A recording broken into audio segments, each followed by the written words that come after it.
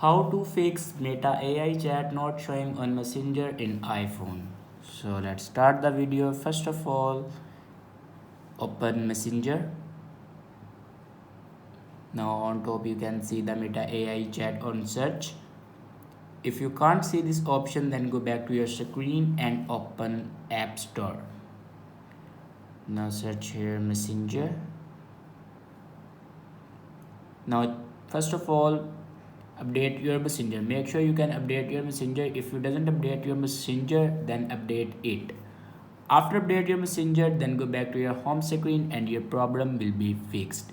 If it doesn't fix your problem, then open your settings and click on general and then click on iPhone storage.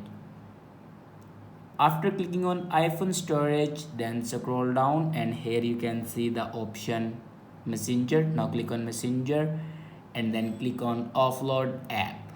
Now again click on offload. After offload Messenger, then click on reinstall app. After reinstall your Messenger, your problem will be fixed. I hope this video is helpful for you. Thanks for watching.